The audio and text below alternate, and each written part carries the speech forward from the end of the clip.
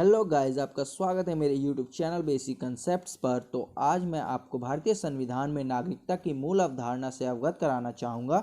अगर आपको ये वीडियो अच्छी लगे तो लाइक, शेयर एंड सब्सक्राइब करें और बेल आइकन को ज़रूर दबाएं।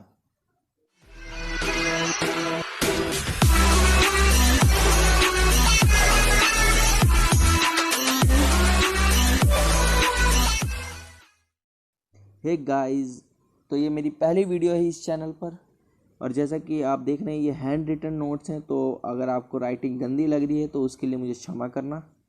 और जैसा कि आप देख सकते हैं मेरा आज का टॉपिक है basic concept of citizenship from Indian constitution, यानी भारतीय संविधान से नागरिकता की मूल अवधारणा को समझने की हम कोशिश करेंगे। तो आइए चलते हैं, बात करते हैं नागरिकता। तो हमारे दिमाग में आ रहा होगा सवाल कि नागरिकता का कंसेप्ट आया कहाँ से। तो जैसा कि मैंने लिखा है कि नागरिकता का कंसेप्ट सबसे पहले आया है अरस्तु के द्वारा।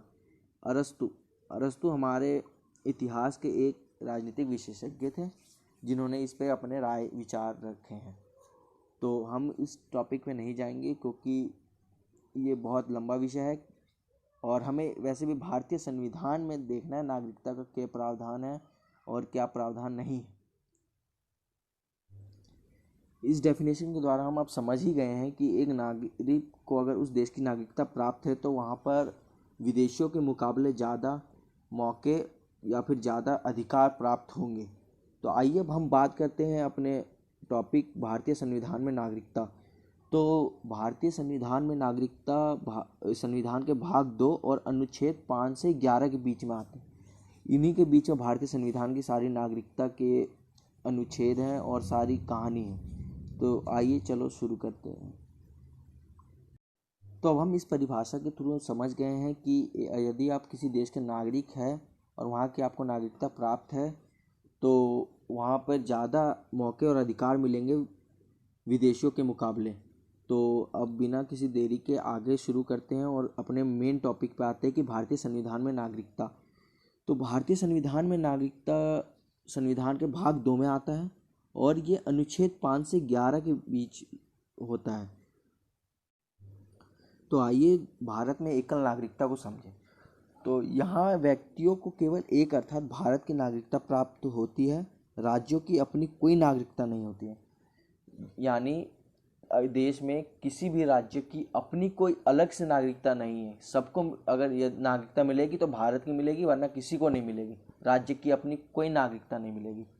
लेकिन हम अगर अन्य देशों के उदाहरणों से समझे तो जैसे अमेरिका और स्विट्ज़रलैंड में है, इनमें इनके संविधान इन्हें 2 प्रकार की नागरिकता यानी राज्य की नागरिकता और देश की नागरिकता दोनों की अलग अलग नागरिकता प्रदान करते हैं। लेकिन हमारे भारत के संविधान में ऐसा कोई प्रावधान नहीं है।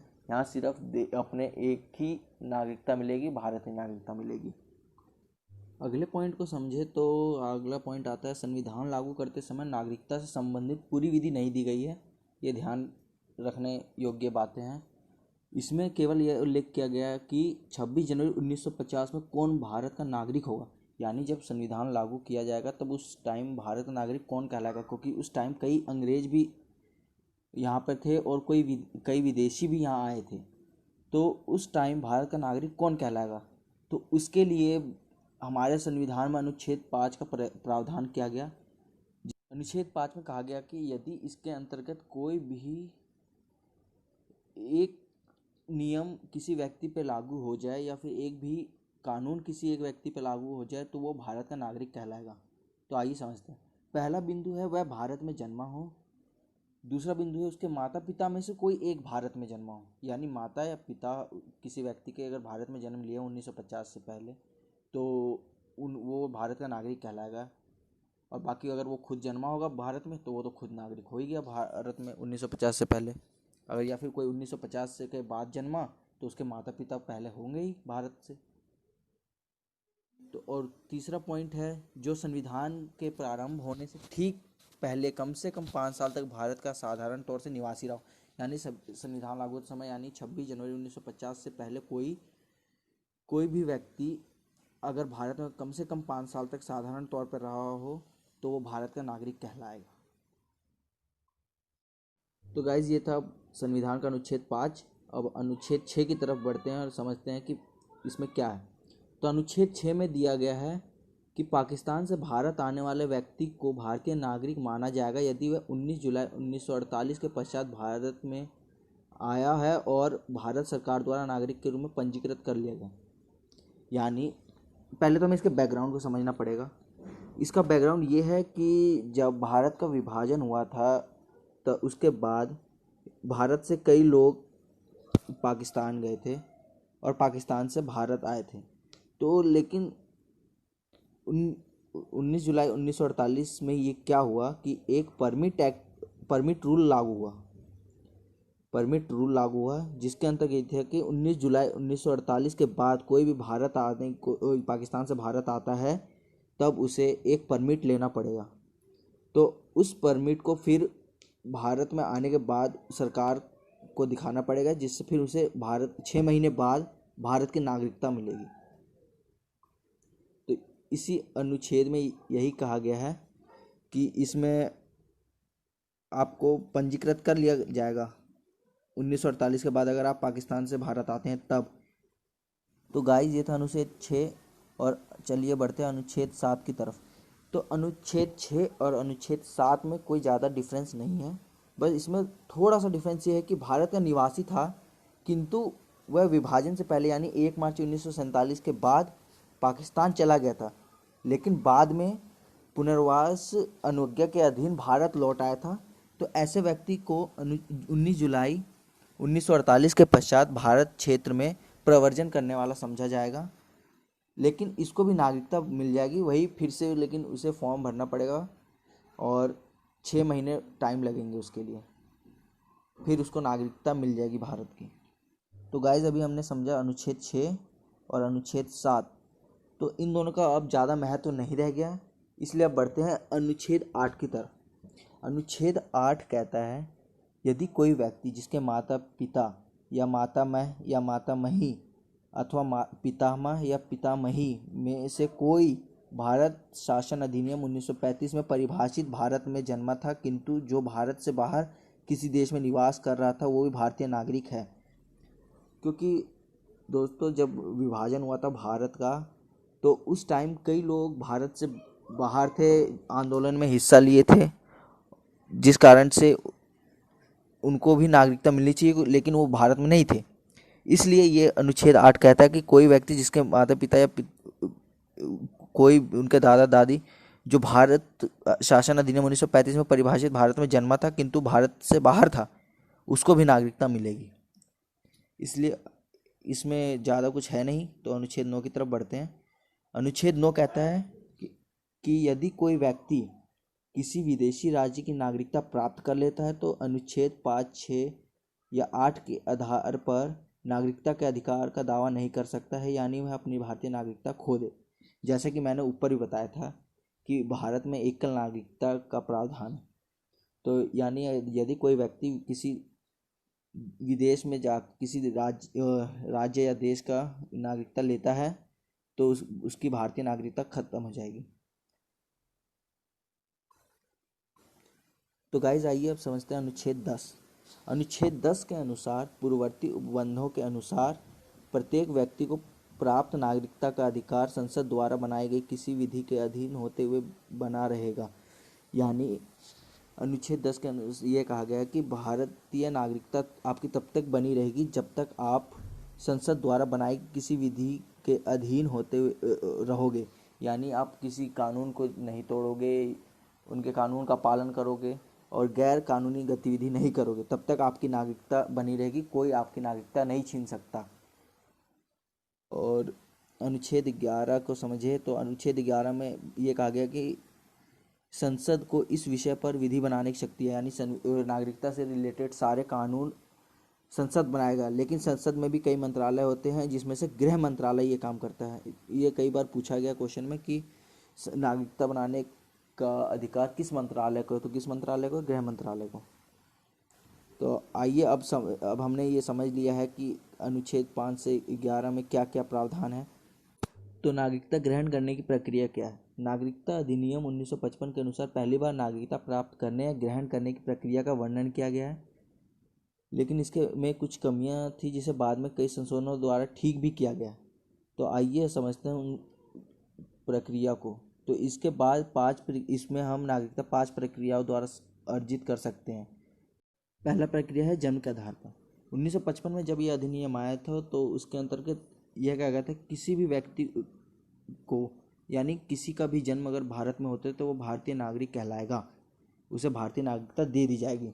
लेकिन इसका फिर बाद में बहुत मिस यूज़ हुआ था, जिसके बाद इसमें सुधार किया गया और बाद में 1986 में संशोधन के द्वारा यह कहा गया कि जिसके माता और पिता दोनों में से कोई एक भारतीय हो तब उसे भारतीय नागरिक उसके बच्चों को भारतीय नागरिकता मिलेगी। लेकिन जिसे बाद में 2003 में फिर संशोधित करके कहा गया कि माता और पिता दोनों का नागरिक के बच्चों को नागरिकता मिलेगी जब दोनों की उनके माता पिता की नागरिकता वैलिड होगी, यानी वैलिड तरीके से उन्होंने प्राप्त की होगी, इनवैलिड तरीके से प्राप्त नहीं की होगी। तो अगला बिंदु है वंश के आधार पर। 1955 में जब यह कानून आया था तब इसमें यह गलती थी कि वंश की जो गिनती होती थी उसके पिता के आधार पर होती थी, यानी अगर उसका पिता भारतीय है तो उसका बच्चा भी भारतीय होगा, और उसका पिता अगर भारतीय नहीं है तो उसका बच्चा भारतीय नहीं होगा।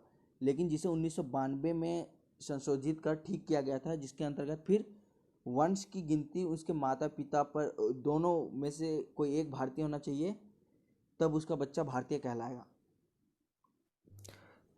नागरिकता प्राप्त करने की तीसरी विधि है पंजीकरण, यानी जैसा कि नाम से पता चल रहा है इसमें आपको अपने नागरिकता के लिए पंजीकरण कराना पड़ेगा। लेकिन पंजीकरण कब करा सकते हैं?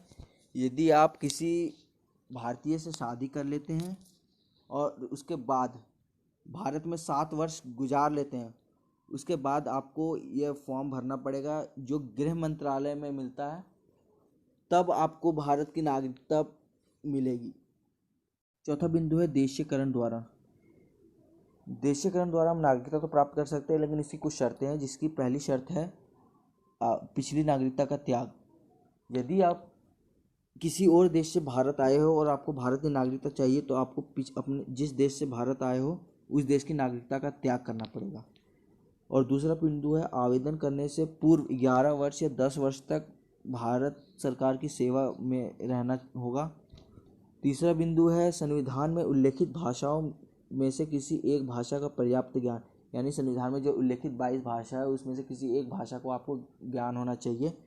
उसके बाद चौथा पॉइंट है किसी कला का पूर्ण ज्ञान। आपको किसी एक कला का पूर्ण ज्ञान होना चाहिए, जैसे कि आपको गाना बिल्कुल गाने का पूरा ज्ञान हो, या फिर डांसिंग का पूरा ज्ञान हो।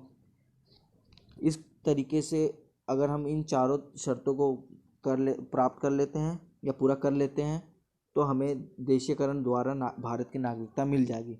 पांचवा बिंदु है अर्जित भूमि। अर्जित भूमि यानी भारत ने जिस भूमि को अर्जित किया होगा वहाँ के लोगों को भारतीय नागरिकता मिल जाएगी। जैसे कि सिक्किम जैसा कि हमें पता है भारत का हिस्सा नहीं था, लेकिन बाद में इसे भारत में मिलाया गया है और वहाँ के लोगों को भारतीय नागरिकता दे दी गई। इसी प्रकार यदि कोई और देश, यदि नेपाल भारत से जुड़ता है भारत, तो वो भारत की अर्जित भूमि कहलाएगी और वहाँ के लोग भारतीय नागरिक हो जाएंगे। ये थी 5 बिंदु जिससे हम भारत की नागरिकता ग्रहण कर सकते हैं। दोबारा रिकैप करें तो जन्म के आधार पर, दूसरा है वंश के आधार पर, तीसरा है पंजीकरण, चौथा है देशीकरण द्वारा और पांचवा है अर्जित भूमि। तो इतना तो हमने समझ लिया कि नागरिकता इन 5 तरीके से मिल सकती है, लेकिन कहीं नागरिकता की समाप्ति भी तो होगी। तो नागरिकता की समाप्ति हम किन तरीकों से कर सकते हैं वो नीचे दिए गए हैं। जैसे कि हम नागरिकता की समाप्ति हम 3 तरीके से कर सकते हैं। पहला परित्याग, बर्खास्त और तीसरा है वंचित। पहला है परित्याग जब व्यक्ति अपनी स्वेच्छा से भारतीय नागरिकता का त्याग करके किसी और देश की नागरिकता को ग्रहण करता है तब वह परित्याग कहलाता है। दूसरा है परिवर्तन या बर्खास्त, जब सरकार किसी व्यक्ति की नागरिकता बर्खास्त करती है तब वह बर्खास्त कहलाता है। बर्खास्त कब होगी? जब किसी व्यक्ति ने कोई ऐसा काम किया है जिससे सरकार देश की गरिमा को कोई चोट पहुंची हो, तब सरकार उस व्यक्ति की नागरिकता को बर्खास्त कर देती है।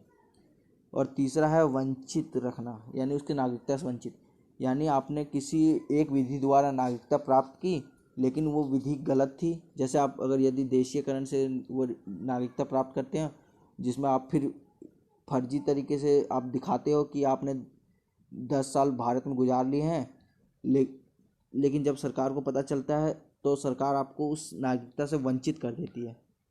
तो ये थी हमारी 3 विधियाँ जिससे हमें नागरिकता की समाप्ति हो जाती है। तो ये आज की वीडियो को यहीं ख़त्म करते हैं। आपने हमारी वीडियो देखी इसके लिए धन्यवाद।